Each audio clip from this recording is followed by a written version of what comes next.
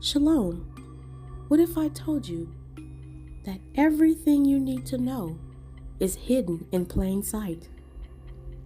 Would you believe me if I told you that the same people who removed the books of Enoch from the Bible are the same people who use its content for financial gain and satanic rituals?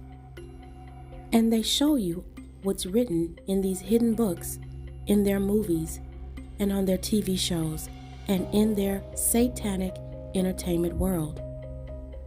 We're going to be reading from 1 Enoch, chapter 33 through 36. I want to show you exactly how complex the Most High's creation is, why they hid the book of Enoch, what they don't want you to know, and how they take the Hebrew Israelites' ancestral history and use it for their own gain. As we continue on our journey into the book of Enoch, we can see that Enoch have been transported to many places around the world, as well as in the heavens. But it is here in 1 Enoch chapters 33 through 36 that nears the end of Enoch's journey. But before it ends, Yahuwah wants to show him a few more things. So as we take a look here at chapter 33, Enoch is transported to the ends of the earth, in which really makes me wonder why it says the ends of the earth if it's a globe or if it's spherical in shape. Let us read starting at chapter 33. And from thence I went to the ends of the earth, and saw there great beasts, and each differed from the other. And I saw birds also differing in appearance and beauty in voice, the one differing from the other. And to the east of those beasts I saw the ends of the earth, whereon the heavens rest, and the portals of the heaven open. And I saw how the stars of heaven come forth, and I counted the portals out of which they proceed, and wrote down all their outlets of each individual star by itself, according to their number and their names, their courses and their positions, and their times and their months. As Uriel, the holy angel who was with me, showed me, he showed all things to me and wrote them down for me. Also their names he wrote for me, and their laws and their companies. Enoch said that everything that the angels showed him, he wrote down. Enoch said that he traveled to the ends of the earth. He said, and when he made it to the end of the earth, he saw portals, and he saw stars coming in and out of these portals. Enoch said that there were many portals, and he said he counted them all, and that each star came out of its portal individually, all by itself. He said he wrote them down according to their number and their names, their courses and their positions, and their times and their months. In order for any of this to change or be removed from its course, the heathens would have to go up into the heavens and change the course of all the constellations, the sun and the moon. Do you see the complexity of Yahuwah's creation? Do you understand that these heathens cannot change times? They can think to change them, but they absolutely cannot change times. Everything continues to do what it was created to do, and nothing is allowed to go off course. You see, Satan has deceived the whole world into thinking that he has the power to change time, and scores of people believe it. But this is contrary to what the scriptures actually teach.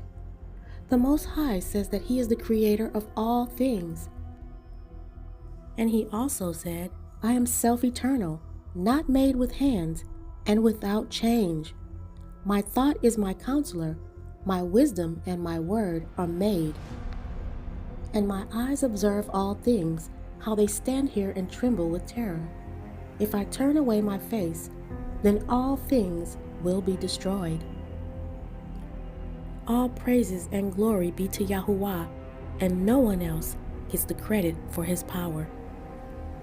Going back to the portals, we're going to read chapter 34, and it reads, And from thence I went towards the north, to the ends of the earth. And there I saw a great and glorious device at the ends of the whole earth.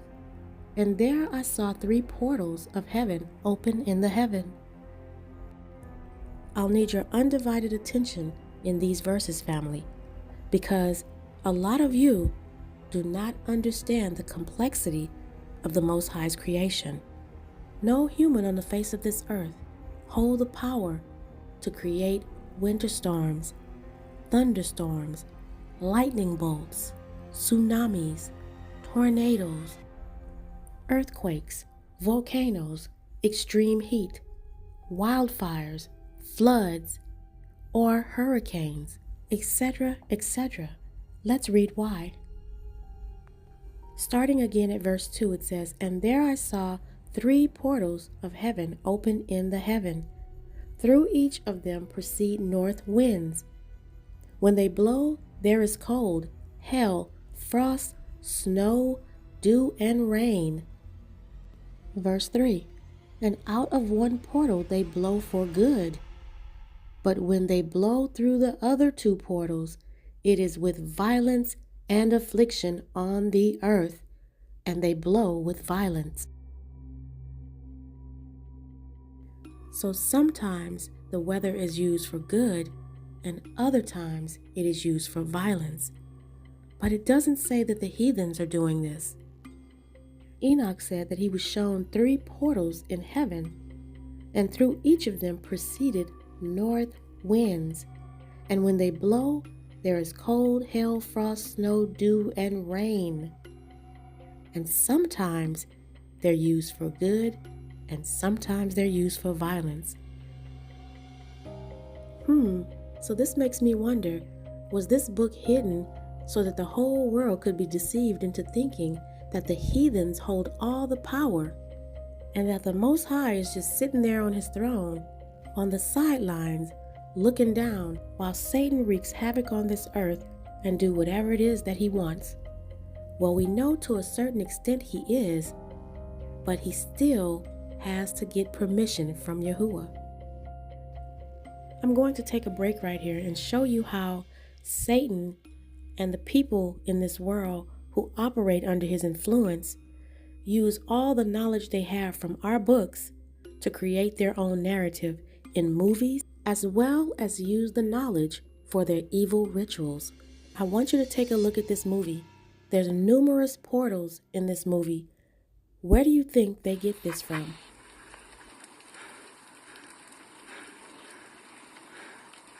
Captain Sam, you hear me?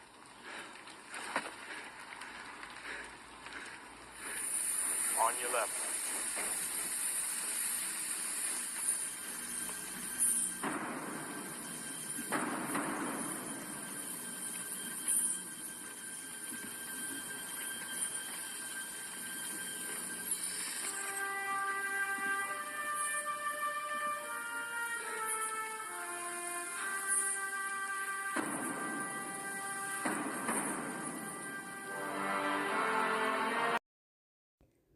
Okay, look who they have coming out of the portals.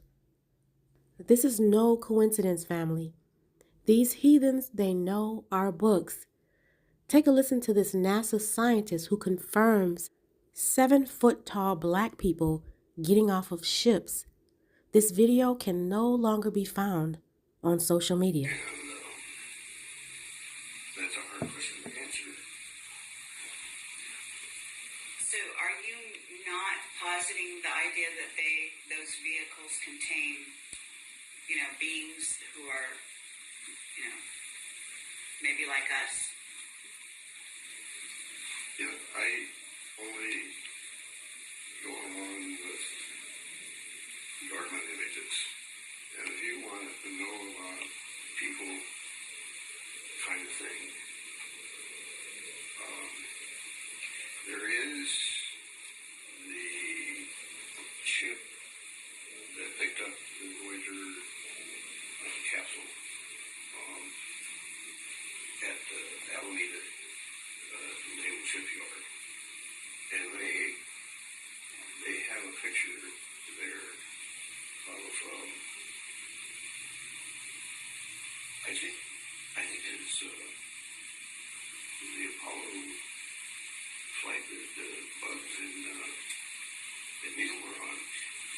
But anyway,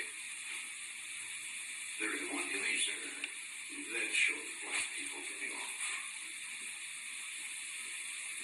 So people with dark skin getting off. Not dark, black. Black skin. Really black. Yeah. Were they tall? Yes. Very tall. Yeah. How tall? Do you know? Well, they got out the doorway. I don't know how high that is, but Well, what? say 7 feet would be probably a conservative estimate. At this point, do you still believe that the book of Enoch is not worth looking into? Just because you don't want to acknowledge this book doesn't mean it's not relevant. And because the heathen know that you have no idea of the book of Enoch's content, they use it to their advantage every chance they get.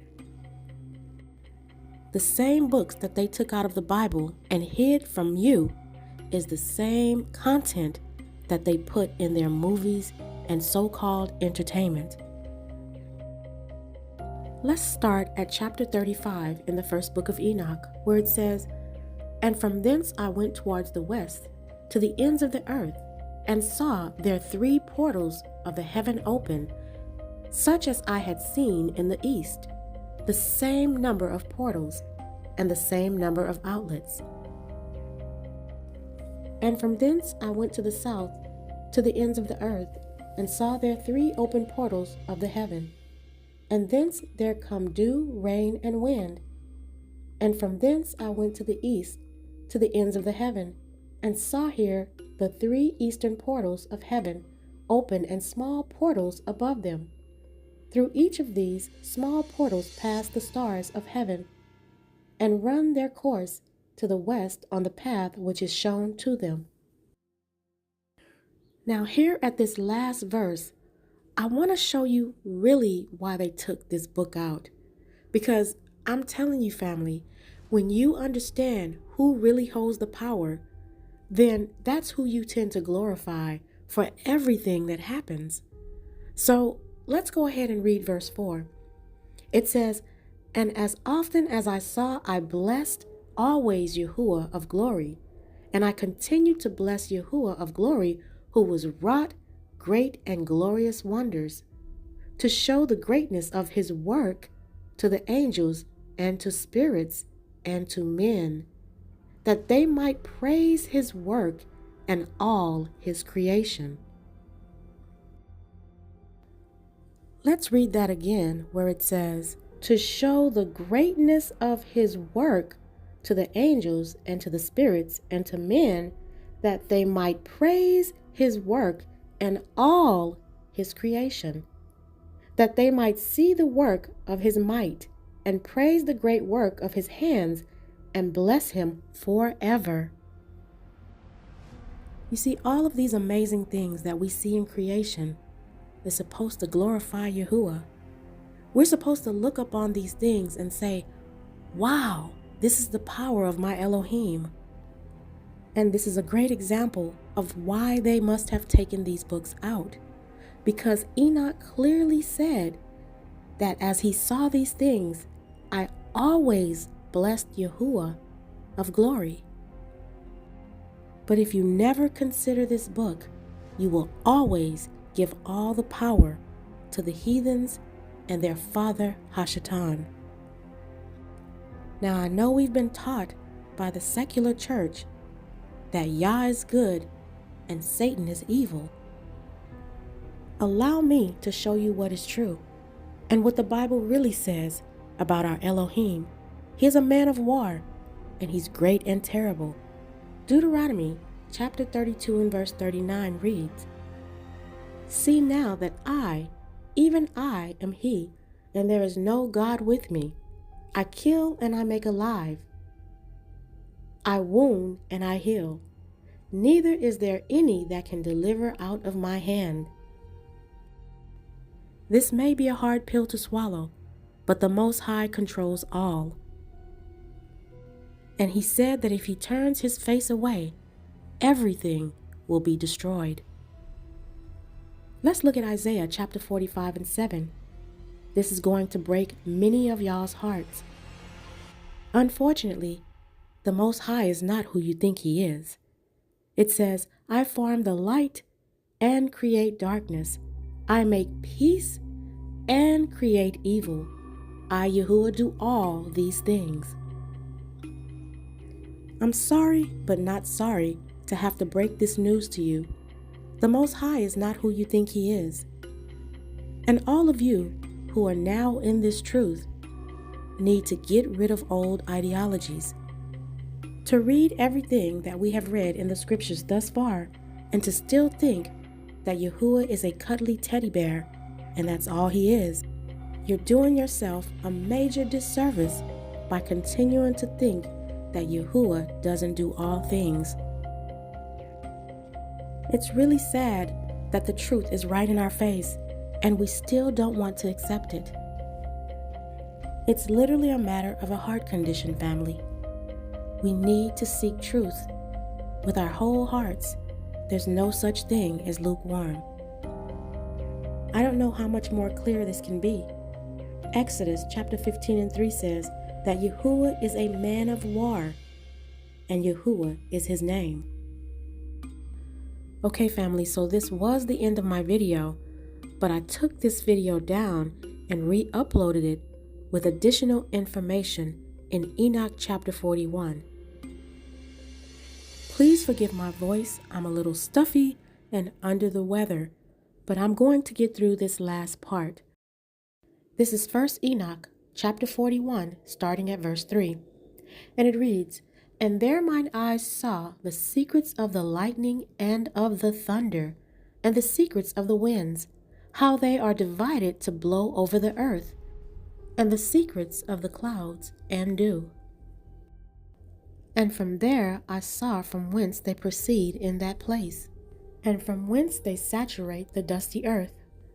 And there I saw closed chambers, out of which the winds are divided, the chamber of the hail and winds, the chamber of the mist, and of the clouds, and the cloud thereof hovers over the earth from the beginning of the world. And I saw the chambers of the sun and moon, whence they proceed and whither they come again, and their glorious return, and how one is superior to the other, and their stately orbit, and how they do not leave their orbit, and they add nothing to their orbit, and they take nothing from it, and they keep faith with each other in accordance with the oath by which they are bound together. So this is what I was trying to explain to you guys, is that the heavenly bodies, or the luminaries, they keep oath with the Most High and with each other. They're very obedient and they do not get off course. They are in sync and in line with the Most High's will. How can we read this and not think that the Most High is responsible for everything, for all creation? Let's continue to read. Let's continue in verse 6, where it says, And first the sun goes forth and traverses his path according to the commandment of Yahuwah of spirits, and mighty is his name forever and ever. And after that I saw the hidden and the visible path of the moon. And she accomplishes the course of her path in that place by day and by night, the one holding a position opposite to the other before Yahuwah of spirits, and they give thanks and praise and rest not. Since the beginning of time, the moon and the sun and the constellations have not stopped doing their job that they have been commanded to do. So this supports the fact that time cannot be moved at all. It cannot be moved forward and it cannot be moved back. Now, you can make a clock with physical numbers on it that you can see, and you can move those numbers back and forth, but you cannot move the Most High's actual timepiece, in which the hands on His clock is the sun, the moon, and the stars.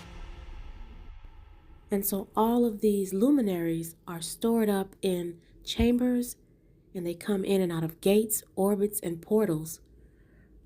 As far as the days and people always wanting to say that if you look back in time, there was days added to the week or the month or the year, well, that's just something that's fabricated that they're lying to you and telling you that they're doing. They also try to move time back and forth by an hour. Well, it's a lie. They can't move time and they can't move days at all. Let me give you an example of what the heathens are doing. Right now, my clock says 6:07 p.m. If I want, I can change the time on this clock to where it reflects 12 o'clock noon. If I move my time clock back 6 hours today, the Most High's heavenly timepiece will continue to count and move forward. And by the time my clock says 1 p.m., it will be dark outside. So in all actuality, nothing is being moved by humans. So if my time clock says 1 o'clock, yet it's dark outside, well, that doesn't match up at all, and it doesn't make any sense. But if you can move time, you would think that they would move it more than just 1 hour. I'm so glad we serve a powerful Elohim who controls all. The counterfeit God of this world is quite pathetic. This concludes my message for today. May the Most High bless you and keep you and your family safe in these dark times. And remember Matthew chapter 24 and verse 13. He that endures unto the end, the same shall be saved.